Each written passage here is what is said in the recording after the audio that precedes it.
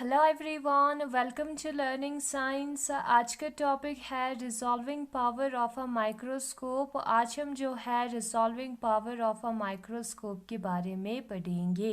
In a microscope our aim is not to magnify an object but to reveal these finer details in the object which are invisible to the naked eye. Microscope में हमारा मकसद ये नहीं होता है कि हम इस ऑब्जेक्ट को बड़ा करें। हमारा मकसद ये होता है कि ये जो ऑब्जेक्ट है उसके अंदर जो छोटी छोटी चीजें हैं जो कि हमें दिखाई नहीं देता है नेकेड आई के साथ, यानी कि बिना माइक्रोस्कोप के साथ हम उन चीजों को देखें। Also, the object is very near to the objective of the microscope and the object subtend large angle at the objective। और जो ऑब्जेक्ट है वो जो ऑब्जेक्टिव है माइक्रोस्कोप के उसके बहुत ही पास होता है, यानी कि जो लेंस है माइक्रोस्कोप की ऑब्जेक्टिव लेंस उसके बहुत ही पास होता है, जिसके वजह से वो जो है ज्यादा एंगल बनाता है। उसका जो एंगल है वो ज्यादा होगा। जब ये जो लेंस है उसके पास ऑब्जेक्ट जाएगा तब एंगल जो है वो ज्यादा बनेगा, और जब दूर होगा ऑब्जेक्ट तो एंगल छोटा बनेगा। तो इस केस में ऑब्जेक्ट पास है तो एंगल ज्यादा बनेगा। So we find the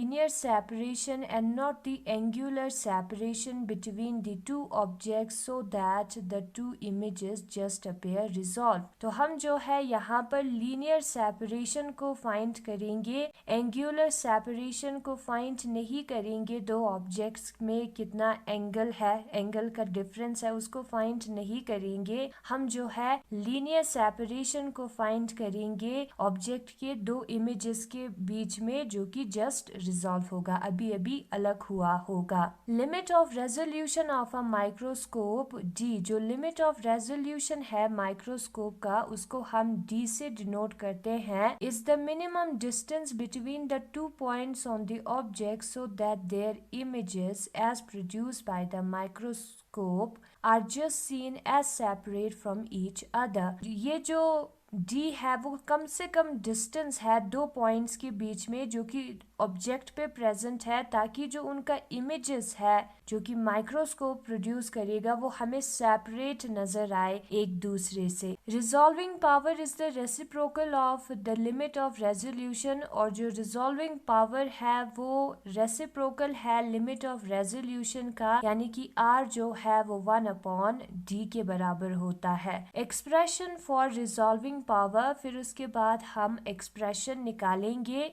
late A B the objective of the microscope. हम सपोज करते हैं कि जो ए बी है वो ऑब्जेक्टिव लेंस है माइक्रोस्कोप का, and O dash B two small objects luminous objects place very close to the objective A B as shown in figure first. और यहाँ पर हमारे पास दो स्मॉल ऑब्जेक्ट्स है ओ और ओ डैश, जो कि ये जो ऑब्जेक्टिव लेंस है ए बी है उसके बहुत ही पास में प्रेजेंट है। A dash and B dash are the two images of O and O dash respectively. और ए डैश जो है वो किसका इमेज है, ओ का इमेज है, और बी डैश जो है वो ओ डैश का इमेज है जो कि यहाँ पे प्रोड्यूस हुआ है। ठीक है, ओ का इमेज है ए डैश और ओ डैश का इमेज है B dash, and represents the position of central maximum of O and O dash respectively। और ये जो A dash और B dash है वो central maximum का position दिखाता है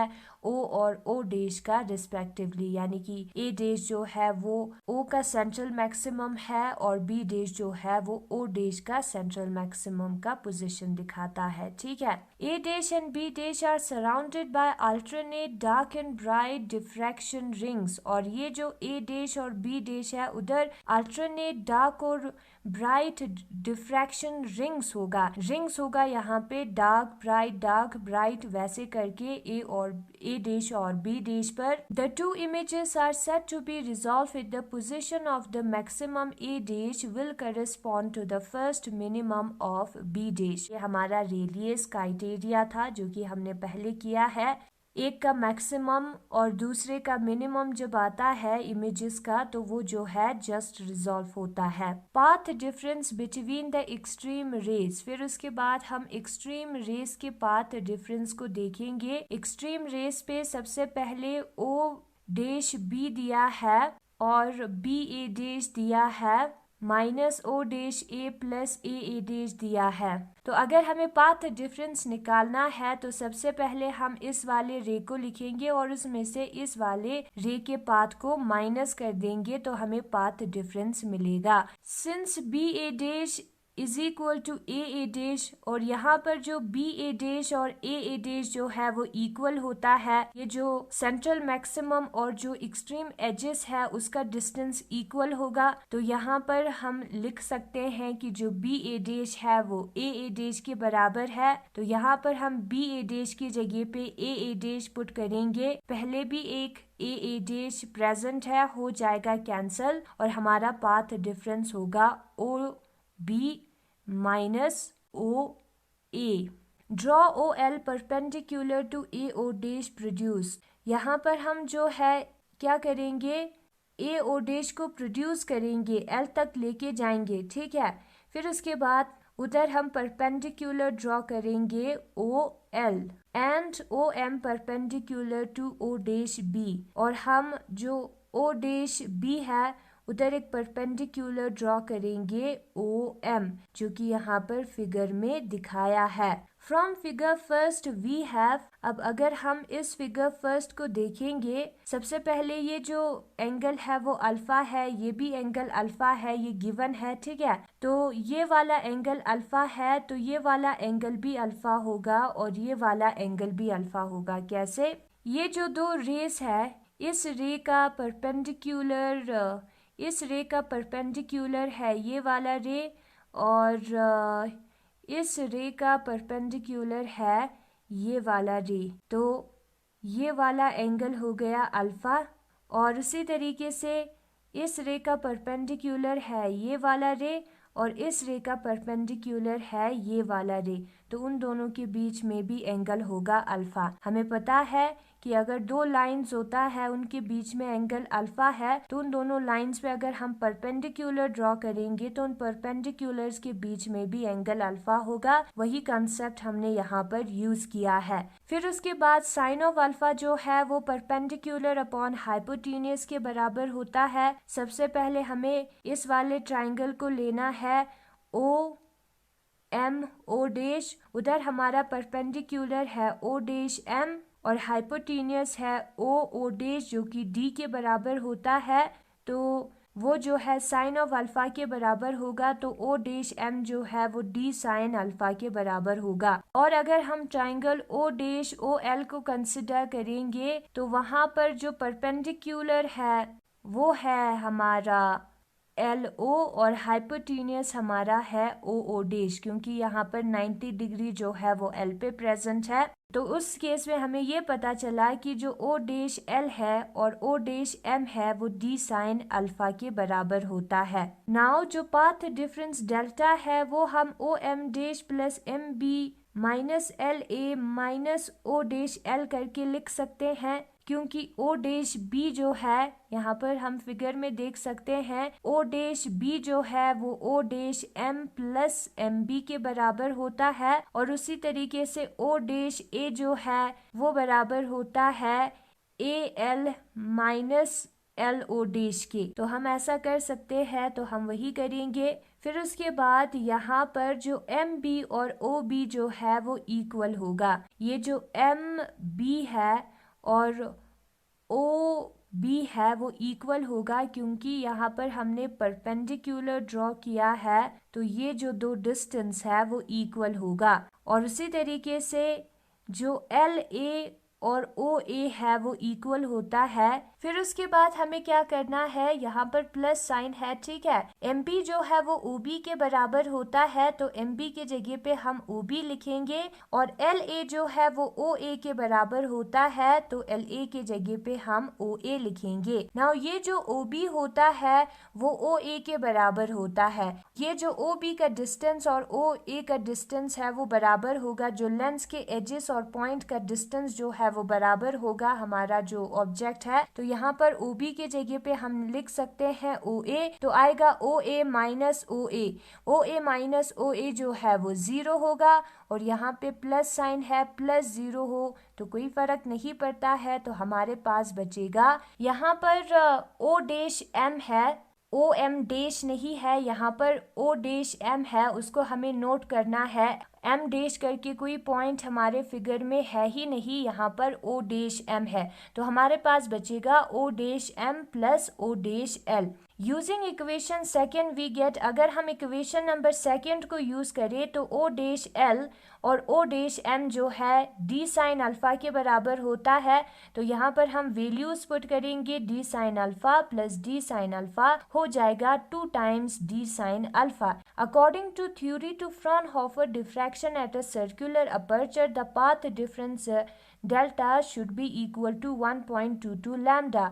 और जो फ्रॉनहोफर डिफ्रैक्शन था सर्कुलर अपर्चर पे, उसके थ्योरी के मुताबिक जो पाथ डिफरेंस है वो 1.22 लैम्डा होना चाहिए। दोनों इमेज हमें तभी जस्ट रिजॉल्व नजर आएगा जब पाथ डिफरेंस जो है वो 1.22 लैम्डा होगा, तो डेल्टा की जगह पे हम 1.22 लैम्डा लिखेंगे, तो हमारा इक्वेशन नंबर थर्ड क्या बन जाएगा, 2D साइन अल्फा जो है वो इक्वल होगा 1.22 लैम्डा के। और इससे हमें ये पता चला कि जो D है वो इक्वल है 1.22 लैम्डा अपॉन 2 साइन अल्फा के। This gives the limit of resolution of the microscope, और D हमारा लिमिट ऑफ रेजोल्यूशन है माइक्रोस्कोप का। Therefore resolving power of the microscope, तो अगर हम रिजॉल्विंग पावर को निकाले माइक्रोस्कोप का, तो R जो है वो 1 अपॉन D के बराबर होगा, यानी कि इसी का रेसिप्रोकल होगा इक्वेशन नंबर 5 का। तो R हमारा बराबर आएगा 2 sine alpha divided by 1.22 lambda, उसको उल्टा लिखना है D को, तो हमें R मिल जाएगा। In deriving equation for limit of resolution and resolving power, it is assume that the medium is air. और जब हम ये इक्वेशन डिराइव कर रहे थे, लिमिट ऑफ रेजोल्यूशन और रिजॉल्विंग पावर को डिराइव कर रहे थे, तब हमने मीडियम को एयर कंसिडर किया था। But in high resolving power in microscope the objective are oil immersion type. लेकिन जो हाई रिजॉल्विंग पावर माइक्रोस्कोप्स है, उधर जो ऑब्जेक्टिव है वो ऑयल इमर्शन टाइप का होता है। If n is the refractive index of the liquid that is oil, तो अगर n जो है वो रिफ्रैक्टिव इंडेक्स है लिक्विड का यानी कि ऑयल का, तो हमारा जो D है वो बराबर होगा 1.22 लैम्डा 2n साइन अल्फा के। यहाँ पर n हमारा रिफ्रैक्टिव इंडेक्स है, यानी कि हमारा वैल्यू आएगा 1.22 लैम्डा डिवाइडेड बाय 2na के। यहाँ पर na को हम न्यूमेरिकल अपर्चर कहते हैं, और हमारा रिजॉल्विंग पावर होगा 2n sine alpha divided by 1.22 lambda. n sine alpha की जगह पे हम na लिखेंगे, ठीक है। The quantity n sine alpha is called by the AB the numerical aperture of the microscope. और ये जो क्वांटिटी है n साइन अल्फा, उसको हम न्यूमेरिकल अपर्चर कहते हैं माइक्रोस्कोप का। This quantity has great importance in connecting with resolving power of a microscope. और ये जो क्वांटिटी है, ये जो न्यूमेरिकल अपर्चर है, वो रिजॉल्विंग पावर के साथ बहुत ही अच्छा कनेक्शन रखता है, यानी कि जो Na और R है उसके अंदर एक रिलेशन होता है। Smaller the value of lambda and greater the magnitude numerical aperture, higher is the resolving power of the microscope. जितना लैम्डा का वैल्यू कम होगा और जो न्यूमेरिकल अपर्चर है उसका वैल्यू ज्यादा होगा, उतना ज्यादा जो है रिजॉल्विंग पावर ऑफ माइक्रोस्कोप होगा। क्योंकि न्यूमेरिकल अपर्चर ऊपर है तो उसका वैल्यू ज्यादा होगा, तो R का वैल्यू ज्यादा होगा, और लैम्डा नीचे है, इनवर्स रिलेशन है, तो लैम्डा का वैल्यू कम होगा, तो जो R है उसका वैल्यू ज्यादा होगा। तो यही है आज का टॉपिक, और अगर आपको ये वीडियो पसंद आया तो इस वीडियो को लाइक करें, लर्निंग साइंस को सब्सक्राइब करें। Thank you so much for watching.